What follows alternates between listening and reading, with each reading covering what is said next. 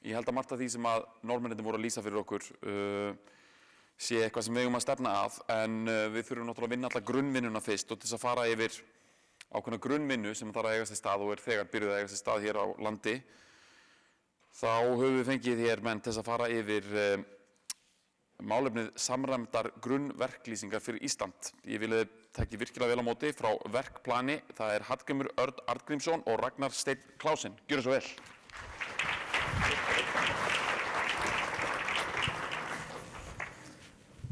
Til hamingju með daginn. Hallgrímur heiti ég og með mér Ragnar. Já, sælblessun, ég Ragnar. Það svolítið erfitt að koma eftir þessari kynningu frá þeim. En við ætlum að fara aðeins yfir samræmdar grunnverklýsingar fyrir Ísland. Líka mjög gaman að koma á eftir þeim af því að við lítum mjög mikið upp til Noregs í þessum bransa og nákvæmlega það sem þeir eru að gera er afleiðing af því sem þeir hafa gert síðustu áratugina sem einmitt að þeir byggja á samræmdum grunnverklýsingum í Noregi með sín kerfi eins og NS 3420 og það það sem við viljum gera hérna á Íslandi. Sko við, Ragnar, stofnaði verkplan fyrir 1,5 ári síðan ásamt 2 öðrum með það svona hugsjónaverkefni að koma á grunnverklýsingum á Íslandi og þetta hefur verið þessi skemmtileg svona vegferð hjá okkur. Við erum búin að hitta fullt af fólki og margir sem við erum búin að hitta eru hérna inni og allir rosalega spenntir og jákvæðir. Þannig að okkur fannst eiginlega bara tilvalið að aðeins að svona fara yfir hvernig við sjáum þetta. Við vitum að við hendum eina svona gervigreindamynd. Okkur fannst þetta viðeigandi, samræmdar grunnverklýsingar fyrir Ísland, svona íslensk treyja. Verklýsing eins og við vitum öll partur af samningi og eins og Norðmennirnir komu inn á þar byrjum við. Þar fáum við sameiginlegan skilning á því hvað við ætlum að gera og hvernig við ætlum að vinna verkefnið. Og á Íslandi engin samræmd grunnverklýsing til í dag. Það er þó bara verklýsingar eru jafn margar eins og verkefnin eru og við þær eru þá bara mjög misjafnar og við erum að sjá setningar eins og í magntöku, verkþátturinn gerður upp sem ein heild og það allt innifalið. Eða verkþátturinn útfærist í samráði við verkkaupa. Það mjög oft þannig. Svo erum við að sjá endurtekna galla í byggingum og við erum að kópera sömu vitleysurnar og það mjög stór mismunur í þeim tilboðum sem að koma inn í verkefnum þegar við erum með útboð. Og svo bætast við auka og viðbótarverk og kostnaðurinn fer upp á öllu valdi og allir bara, svona þetta bara á Íslandi. Þannig að þetta eitthvað sem við viljum breyta og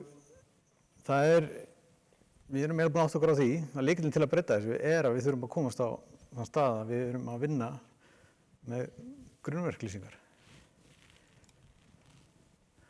Ávinningurinn alveg ótrúlegur.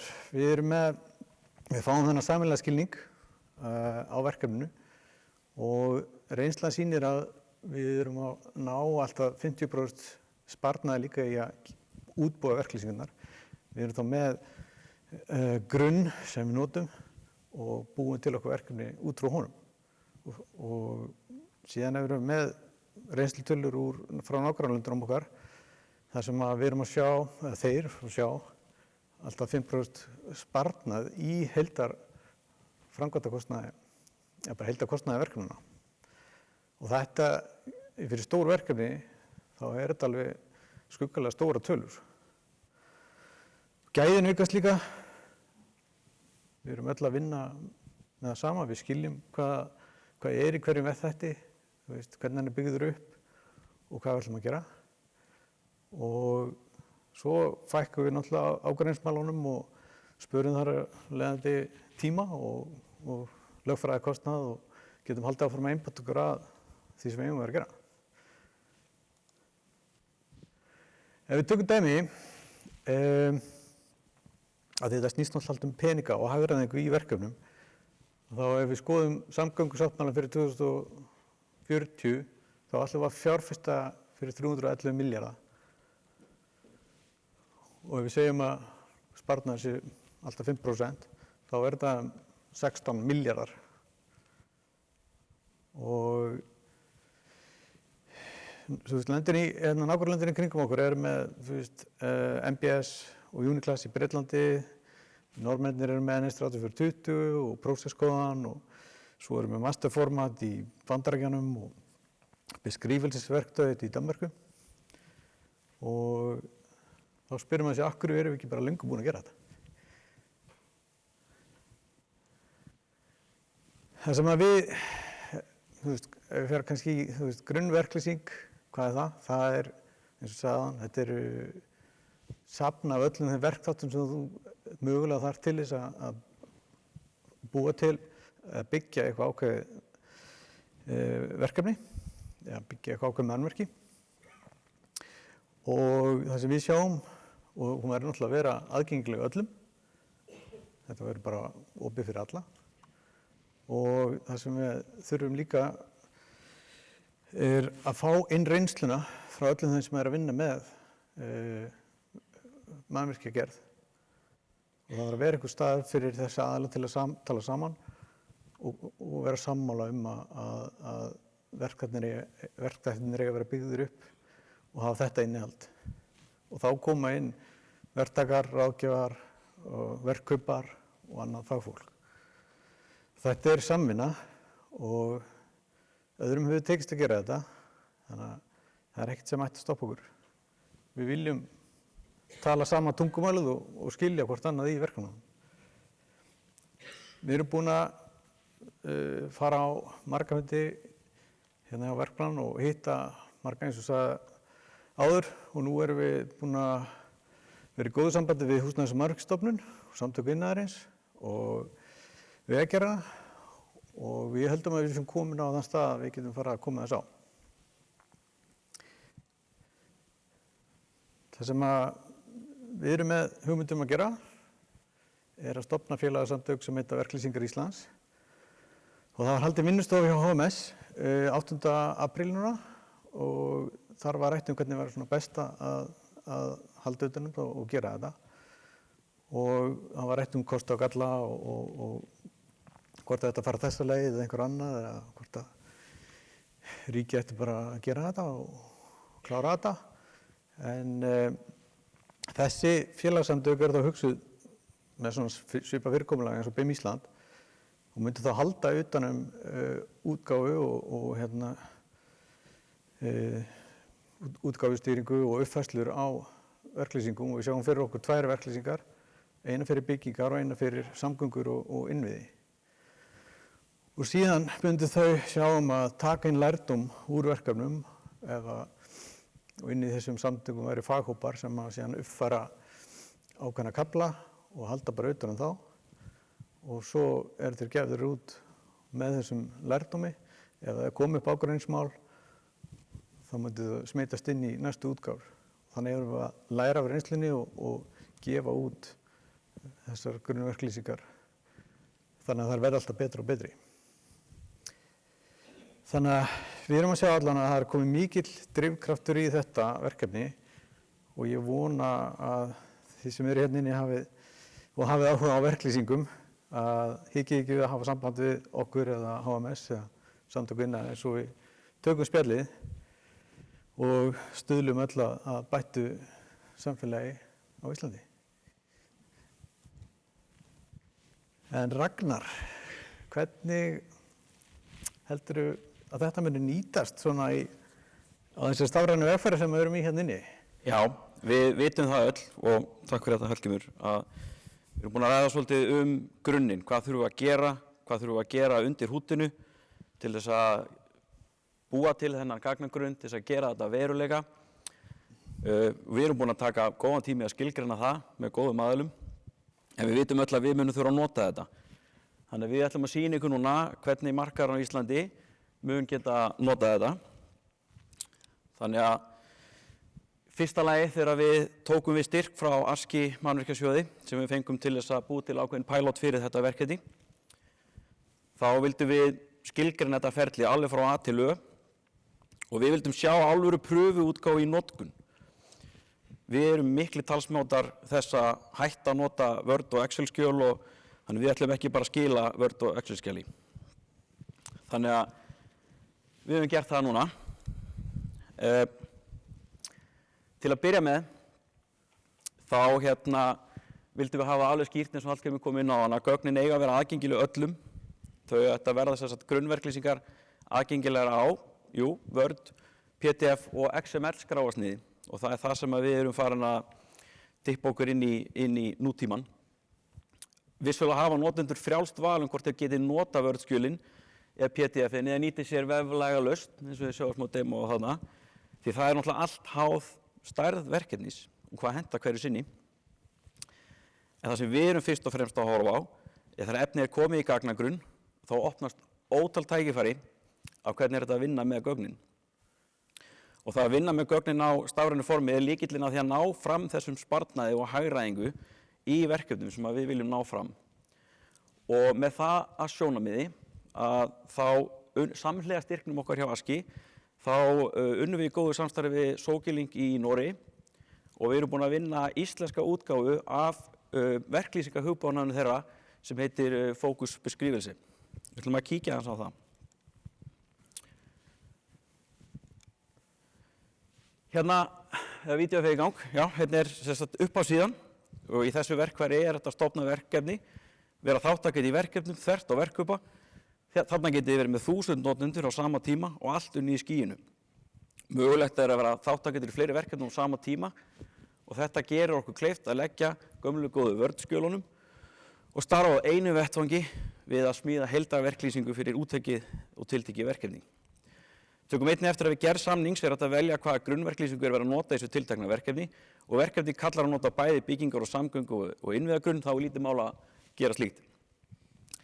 Þannig er enginn að nota gamla verklýsingar úr eldri verkefnum, enginn að senda á milli skjöl í tölvupóstum og eigandi verkefnisins hefur fullkomlega yfirsýn yfir þá hvernig samningurinn er að þróast yfir hönnunartíma verkefnis. Þegar komið er inn í verkefni þá sér notandi mælaborðið yfir sinn samning og hvaða útgáfa af grunnverklýsingu er verið að nota og gott dæmi er að ef verkefnið þróast fyrir skúffuna og annað að þá eins og þið sjáu hérna áðan þá er þetta að velja bara nýja útgáfu, uppfæra verkefnið, kannski tökum við upp árið seinna, keyrum uppfærsluna, nokkra sekúndur, allt komið. Þegar búið að stilla upp samningi er þetta að raða inn hérna verkþáttum og verkefnið birtast í lista og í okkar verkefni var skipulagið út frá norska kerfinu. Þannig að slíkt kerfi þekkist á Íslandi og samkvæmt samtölum við íslenska markaðinn stendur þá markaður hvað okkur næst. Leikur einnig er að fara í gegnum listan og raða inn þeim verkþáttum sem eiga við fyrir tiltekið verkefni og verkfæri býður einnig á að skipta verkefni upp í mismunandi útboðspakka eða bara eins og hentar hverjum og einum verkkaupa eða útboðsfyrirkomulagi eða verkefni. Undir hverjum lið er svo að setja inn sérlýsingu því að vissulega þurfum við að geta gert það, þetta eru grunnverklýsingar og þá flaggar kerfið sérstaklega sérlýsingunum.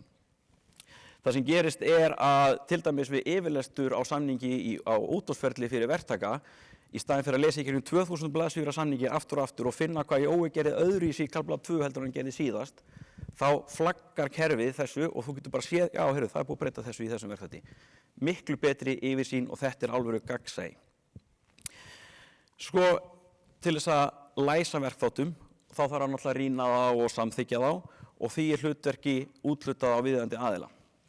Og þegar búið er að tryggja þessi atriði, þá læsist verkþátturinn og allt þetta tryggingaverklýsingi verður til á einum stað, á einu vettvangi, þvert á teymi hönnuða, arkitekta og ráðgjafa og fyrir opnum tjöldum gagnvart verkkaupa sem stuðlar að samvinnu, samræmingu og því sem við trúum virkilega bættum gæðum í verklýsingum.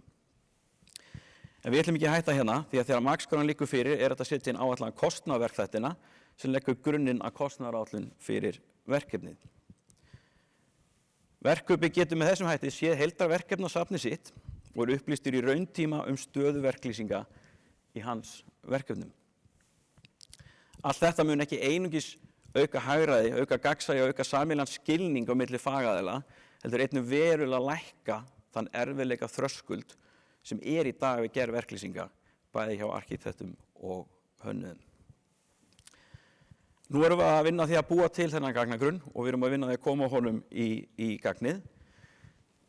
En við getum sagt að þessi lausn, hún verður aðgengileg markaðnum frá fyrsta degi eftir að grunnverklýsingar fyrir Ísland verða gefnar út. Þannig við ætlum þá að fara aðeins áfram og sjá hvað gerist næst. I just want to say from Norconsult, Krista, great presentation earlier. Thank you for that.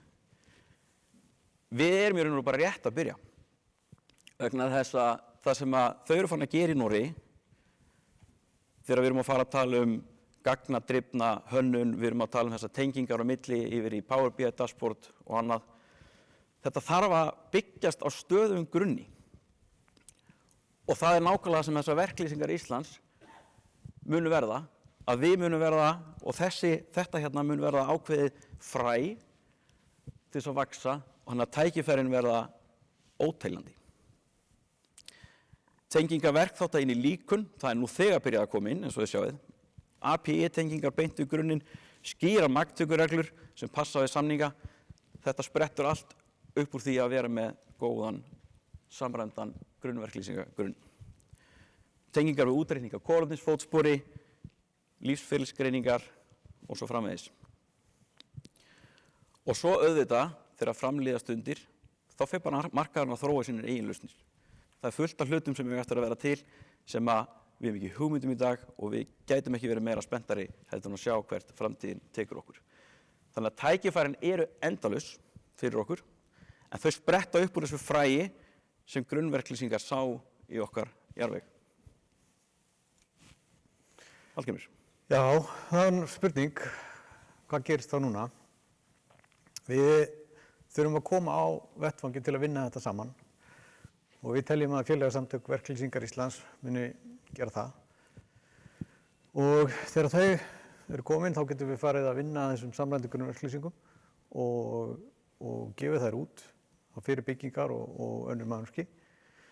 Og svo rauninni getum við haldið áfram og flýtt fyrir þessar stafrænu vegferð sem við erum nú þegar í og farið miklu hraðar heldur en við erum að gera í dag, eins og við sáum í kynningunni hérna á undan okkur.